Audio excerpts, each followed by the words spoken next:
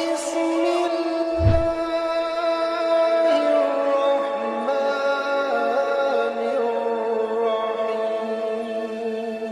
بسم الله والصلاة والسلام على رسول الله وعلى آله الطاهرين أما بعد اللهم اشرح لي صدري ويسر لي أمري واحلل عقدة من لساني يفقه قولي. Donc comme vous le savez sur ma chaîne à plusieurs reprises, grâce à Allah Azza wa Jal, nous avons démontré la véracité de beaucoup de hadiths en lien avec notre réalité et la science, et aussi de certains versets, et c'est le cas aussi ici d'un autre verset où Allah Azza wa Jal parle du front. Et donc on va décrypter cette courte vidéo et réagir comme d'habitude. Commencez par mettre un j'aime, que Dieu vous récompense. Bismillah.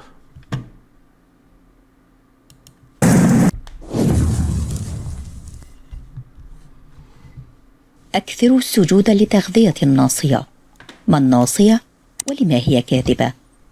يقول أحد العلماء بخصوص سورة العلق: كنت أقرأ دائما قول الله تعالى: كلا لئن لم ينتهي لنسفعا بالناصية ناصية كاذبة خاطئة. Donc ici vous avez dans Surat Al-Alaq, vous connaissez le verset, le premier verset à descendre sur le prophète alayhi salatu wassalam. Donc Iqra bismi rabbika alladhi khalaq, lis au nom de ton Seigneur qui t'a créé.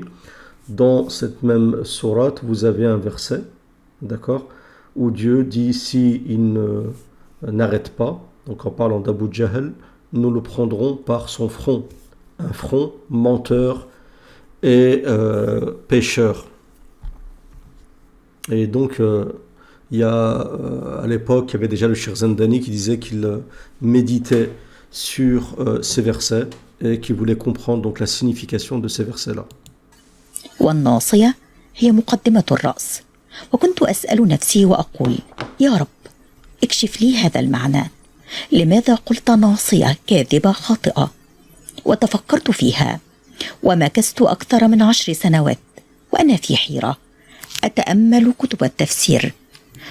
Donc elle parle, mais en fait elle fait juste de relater les paroles de Cheikh Zandani qui dit que pendant 10 ans il méditait, donc c'est sur ces versets-là, il voulait absolument avoir la signification, et donc il a commencé, la demande d'Allah Azza wa Jal, et puis il a commencé à lire les livres d'exégèse de tafsir.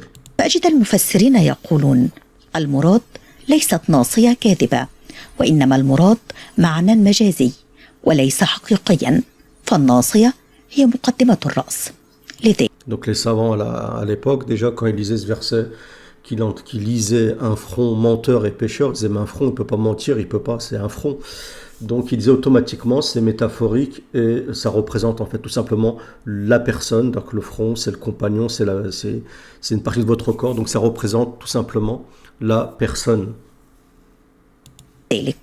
أطلق عليها صفة الكذب في حين أن المقصود صاحبها. واستمرت لدي الحيرة إلى أن يسر الله لي بحثا عن الناصية قدمه عالم كندي، وكان ذلك في مؤتمر طبي عقد في القاهرة.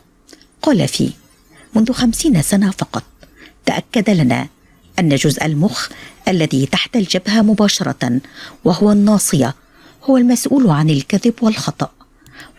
Donc il dit que Zendani ensuite il a vu un scientifique qui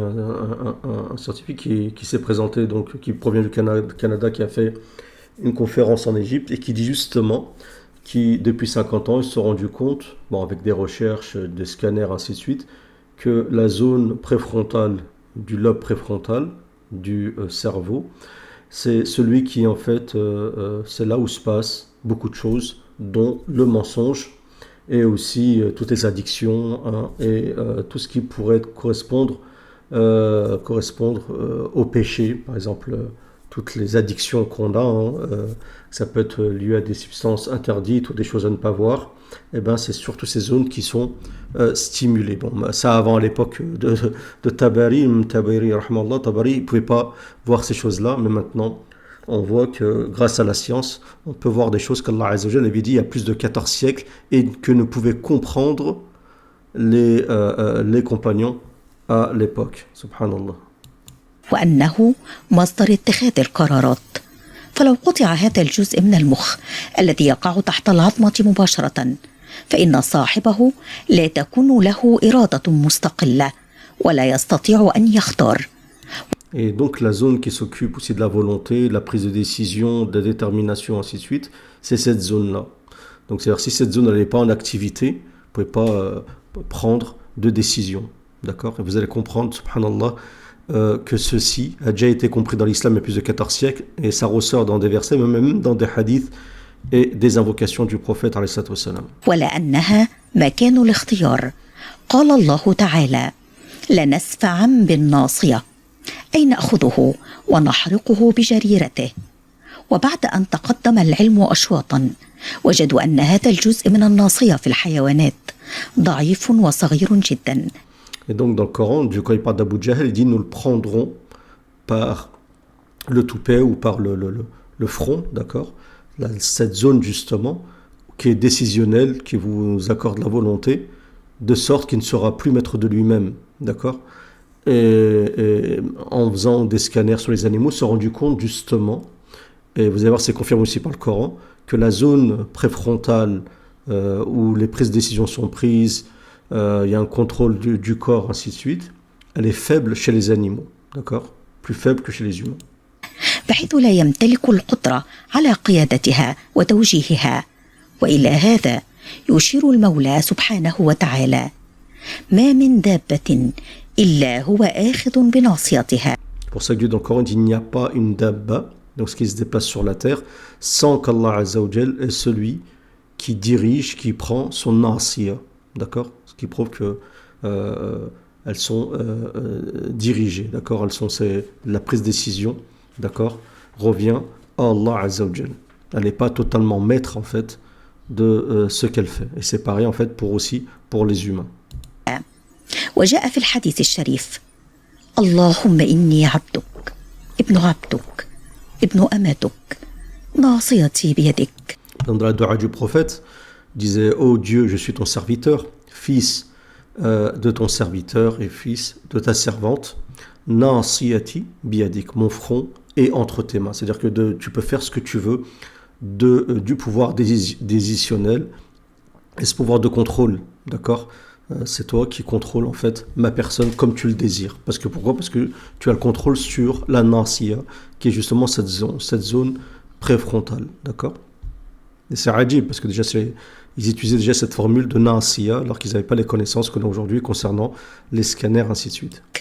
ولحكمة إلهية شرع الله أن تسجد هذه الناصية وأن تطأطئ له فتخرج الشحنات السالبة من الرأس إلى الأرض ويصل الدم إلى أجزاء الدماغ كلها فيغذيها بالشحنات الموجبة التي يحتاجها، لأن في الدماغ شعيرات دموية لا يصل إليها الدم إلا بالسجود. Donc il est dit par exemple parmi la sagesse de se prosterner, alors je connais pas, j'ai pas de connaissances là-dedans, je vais pas vous mentir, mais il est dit que lorsque se prosterne, en fait il y a tous les ondes négatives, donc qui sortent à travers le contact avec le sol, et le cerveau se remplit, cette partie du cerveau se remplit d'ondes positives. Alors sur le plan électromagnétique, je ne sais pas comment expliquer ça, il y a sûrement une explication, c'est sûr et certain, et qu'en même temps, plein de zones du cerveau ne peuvent être irriguées de manière complète, parfaite, qu'en se prosternant, parce que quand vous baissez la tête, vous avez le sang qui descend vers le bas du cerveau. C'est pour ça qu'il y a certaines positions, par exemple dans le yoga, dans le sport, qui fait que quand vous baissez la tête, eh ben, en fait, vous remplissez, vous oxygénez cette partie du cerveau, subhanallah. هذه من حكمة الله عز وجل وما أوتيتم من العلم إلا قليلا. Mais comme Dieu dans le Coran dit, vous avez été doté que de peu de science. إذن ينبغي علينا أن نكثر من السجود لتكون قراراتنا سليمة وأسلمها أننا نعبد الله الواحد الأحد فيزيد إيمان. Donc voilà une des sagesses de faire énormément de se prosterner. D'accord, c'est aussi de renforcer en réalité ce pouvoir décisionnel, cette détermination, ce côté justement qui est lié à la zone préfrontale, et aussi d'illuminer cette partie qui fait en sorte que vous aurez un contrôle automatiquement sur les addictions, sur tout ce qui est lié au péché, parce que Dieu a dit un front menteur, mais aussi un front pécheur. Et vous avez le Cheikh Dr Kahil. Bon, sinon, c'est une vidéo, mais où détaille à l'aide de scanners que beaucoup d'addictions, je vous ai dit, de choses qui sont interdites, déclenchent en fait cette zone préfrontale du cerveau. Bon, ça porte des noms, gyrus, ainsi de suite. Alors ça, c'est pas mon domaine. En espérant que cette vidéo vous aura plu. Si c'est le cas, n'hésitez pas à réagir dans les commentaires, de mettre un j'aime, de partager la vidéo. Si vous n'êtes pas abonné à la chaîne, veuillez vous abonner. Il y a des vidéos qui arrivent. Inch'Allah ta'ala, je vous remercie pour votre écoute. Salam à tous et bon ramadan. Je pense qu'Allah alam, sûrement Ramadan, c'est demain.